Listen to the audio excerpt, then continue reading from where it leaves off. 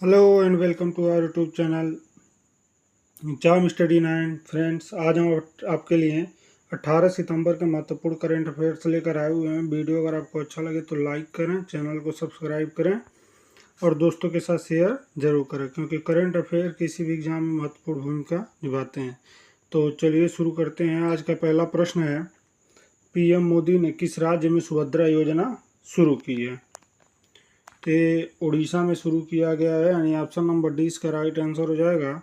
बात करते हैं इसके बारे में विस्तार से। तो प्रधानमंत्री नरेंद्र मोदी ने 17 सितंबर को अपने 74वें जन्मदिवस के मौके पर उड़ीसा सरकार की सुभद्रा योजना का शुभारंभ किया। राज्य भर से करीब 1 करोड़ महिलाओं को सुभद्रा योजना का लाभ मिलेगा। इसके तहत महिलाओं को 2 किस्त में 10,000 रुपये सालाना दिए जाएंगे और यह आर्थिक मदद 5 साल तक दी जाएगी। चलिए बात करते हैं आज के अगले प्रश्न की। तो दिल्ली की नई मुख्यमंत्री कौन बनी है? तो ये आतिशी मारलेना बनी है, यानी ऑप्शन नंबर सी इसका राइट आंसर हो जाएगा। देखिए, आम आदमी पार्टी यानी आप ने दिल्ली के नए मुख्यमंत्री के रूप में आतिशी का नाम घोषित कर दिया है। पार्टी के विधायक दल की बैठक में अरविंद केजरीवाल ने खुद का नाम का प्रस्ताव रखा, जिससे सर्वसम्मति से स्वीकार कर लिया गया और आतिशी दिल्ली की तीसरी महिला मुख्यमंत्री बनेंगी और स्वतंत्रता के बाद भारत में किसी राज्य या केंद्र शासित प्रदेश की 17वीं महिला मुख्यमंत्री होंगी। चलिए बात करते हैं अगले प्रश्न की। टॉपगन कप में पुरुषों की 10 मीटर एयर पिस्टल स्पर्धा में स्वर्ण पदक किस भारतीय ने जीता है? तो ये अनमोल जैन ने जीता है, यानी ऑप्शन नंबर 20 का राइट आंसर हो जाएगा। देखिए, भारतीय निशानेबाज अनमोल जैन ने शानदार प्रदर्शन करते हुए टॉपगन कप में पुरुषों की 10 मीटर एयर पिस्टल स्पर्धा में स्वर्ण पदक जीता और पुरुषों की 10 मीटर एयर राइफल स्पर्धा का स्वर्ण पदक अमेरिका के निशानेबाज जेफ ब्राउनिंग ने हासिल किया। इस 2 दिवसीय प्रतियोगिता का आयोजन टॉपगन शूटिंग अकादमी में किया जा रहा है।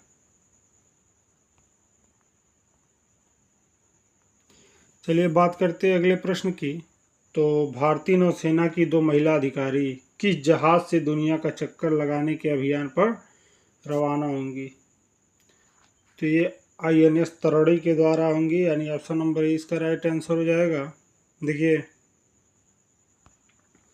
भारतीय नौसेना की 2 महिला अधिकारी लेफ्टिनेंट कमांडर रूपा ए और लेफ्टिनेंट कमांडर दिलना के जलद समुद्री मार्ग से दुनिया का चक्कर लगाएंगी और नौसेना प्रवक्ता कमांडर विवेक मधवान ने बताया कि दोनों भारतीय नौसेना के नौकायन जहाज INSV तरोड़ी से दुनिया का चक्कर लगाएंगी। बता दें कि दोनों महिला अधिकारी पिछले 3 साल से सागर परिक्रमा अभियान की तैयारी कर रही हैं।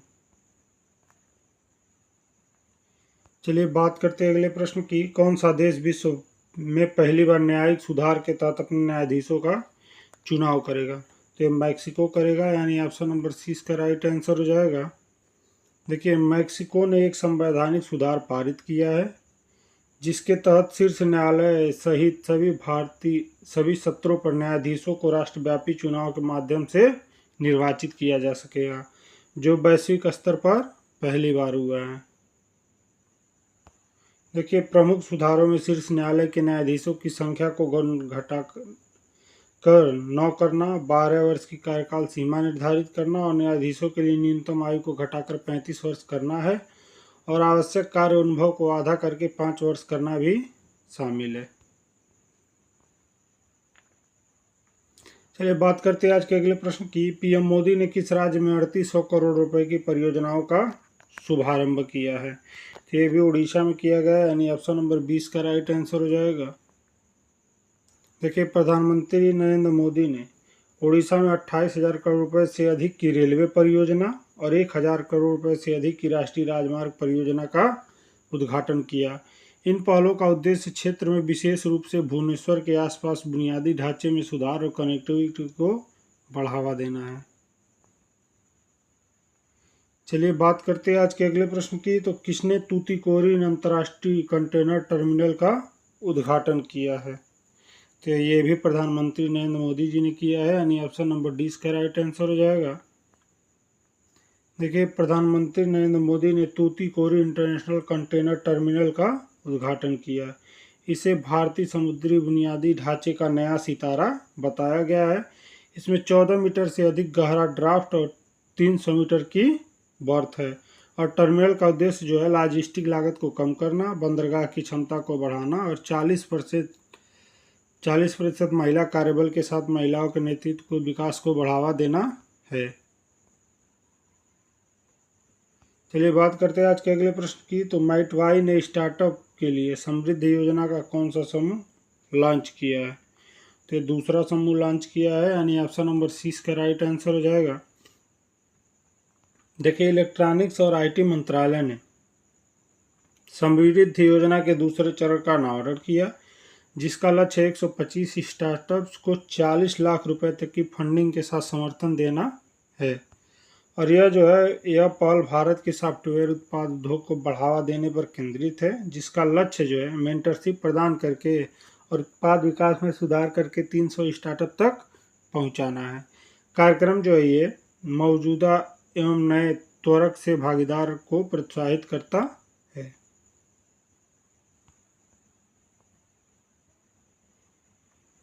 चलिए बात करते हैं अगले प्रश्न की। नीति आयोग ने किस महानगर में उच्च शिक्षा के लिए यूसीटी का प्रस्ताव रखा है? तो ये मुंबई में रखा गया है, यानी ऑप्शन नंबर 20 का राइट आंसर हो जाएगा।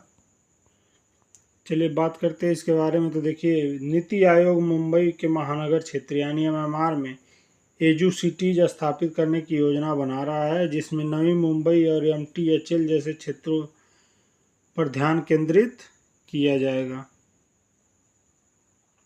यह केंद्र कई कॉलेज, विश्वविद्यालय, छात्र आवास और मनोरंजन स्थलों को एकीकृत करेंगे, जिसका उद्देश्य एमएमआर को उच्च शिक्षा केंद्र के रूप में बढ़ावा देना है। और देखिए, इस पहल से रोजगार सृजन में वृद्धि और शिक्षा के आधिकारिक संरचना के महत्वपूर्ण निवेश आकर्षित होने का अनुमान है। चलिए बात करते हैं अगले प्रश्न की। तो किस कंपनी ने टाइम की 2024 की दुनिया की सर्वश्रेष्ठ कंपनियों की सूची में भारत को शीर्ष स्थान पर रखा है? तो ये HCL टेच ने रखा है, यानी ऑप्शन नंबर सी इसका राइट आंसर हो जाएगा। देखिए, HCL टेच ने टाइम पत्रिका की विश्व की सर्वश्रेष्ठ कंपनियों 2024 की सूची में भारत के में मुख्यालय वाली शीर्ष कंपनी का दर्जा दिया गया है, और साथ ही व्यावसायिक सेवा के लिए वैश्विक शीर्ष 10 स्थानों में भी स्थान प्राप्त किया।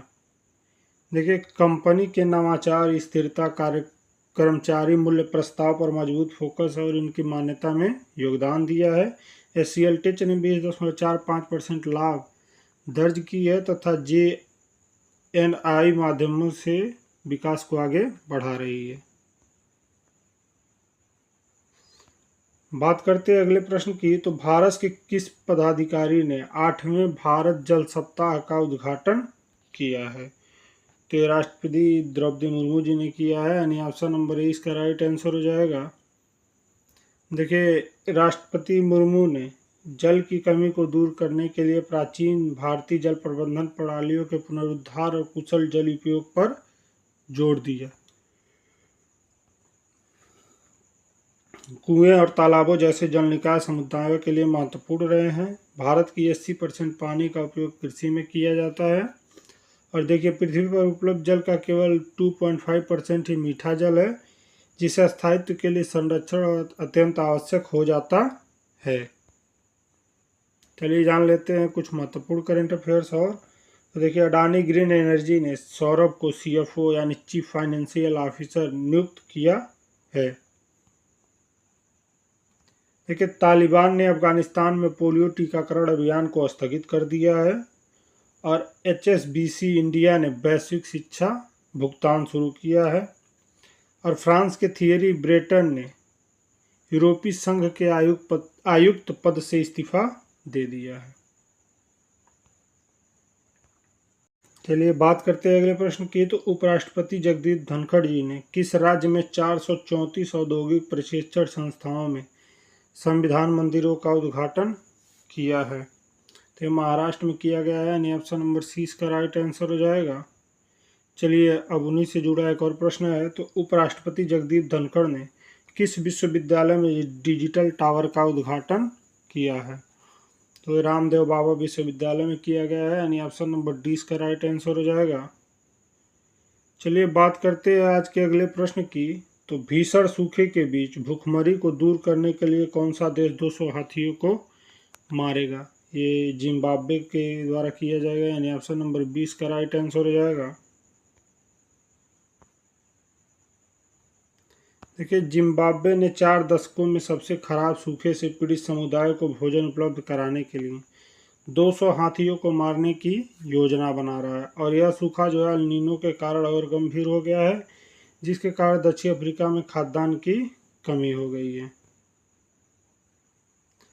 देखिए, ह्यात हंग, मिम्ब्रे, तोत्सलसो और चिरेडी में होने वाली जिम्बाब्वे में 84,000 से अधिक हाथी हैं, जो पार्क की अस्थायी क्षमता 55,000 से काफ़ी अधिक है। और जो है इनके शिकार के लिए लोग पैसे देकर शिकार करते हैं, जिसके कारण ये हाथियों को मरवा रहा है। और हाथियों को मारने से जो है जितनी हाथियां मारी जाएंगी उतने लोग का भोजन, खाद्यान्न की उपलब्धता बढ़ेगी। चलिए अब जानते हैं कुछ महत्वपूर्ण करंट अफेयर्स। तो राष्ट्रपति द्रौपदी मुर्मू जी ने 17 सितंबर को नई दिल्ली में 8वें भारत जल सप्ताह 2024 का शुभारंभ किया। और जो है गणेश प्रतिमाओं के विसर्जन के बाद 10 दिन का गणपति उत्सव 17 सितंबर को संपन्न हो गया। देखिए, प्रधानमंत्री नरेंद्र मोदी ने 17 सितंबर को भुवनेश्वर में उड़ीसा सरकार के प्रमुख पहल सुभद्रा योजना का शुभारंभ किया। अखिल भारतीय फुटबॉल परिसंघ ने संतोष कश्यप को राष्ट्रीय सीनियर महिला टीम का प्रमुख कोच नियुक्त किया है। और देखिए, केंद्र सरकार ने 17 सितंबर से देश भर में स्वच्छता ही सेवा अभियान 2024 शुरू किया, और इस वर्ष का थीम है कि स्वभाव स्वच्छता और संस्कार स्वच्छता। ये थीम याद रखेंगे। देखिए, केंद्रीय वित्त मंत्री निर्मला सीतारमण ने 18 सितंबर को नई दिल्ली में एनपीएस वात्सल्य योजना का शुभारंभ किया। करेंगी ये याद रखेंगे कौन सा योजना है, तो एनपीएस वात्सल्य योजना। और देखिए, भारत ने तूफान यागी से प्रभावित देशों में म्यांमार, लाओस और वियतनाम को मानवीय सहायता करने के लिए ऑपरेशन सद्भाव शुरू किया है। देखिए, त्रिपुरा के मुख्यमंत्री डॉक्टर मानिक शाह और उत्तर प्रदेश के मुख्यमंत्री योगी आदित्यनाथ ने 16 सितंबर को त्रिपुरा के बरकाथल में नवनिर्मित सिद्धेश्वरी मंदिर का उद्घाटन किया। देखिए, केंद्रीय वाणिज्य और उद्योग मंत्री पीयूष गोयल ने 16 सितंबर को नई दिल्ली में Bharat startup knowledge x registry Bhaskar का शुभारंभ किया। देखिए, केंद्रीय जलमार्ग मंत्री सर्बानंद सोनोवाल ने तमिलनाडु की थूथुकुडी बंदरगाह पर 9वें कंटेनर टर्मिनल का उद्घाटन किया। और देखिए, जम्मू कश्मीर में विधानसभा चुनाव के पहले चरण का मतदान 18 सितंबर को होगा।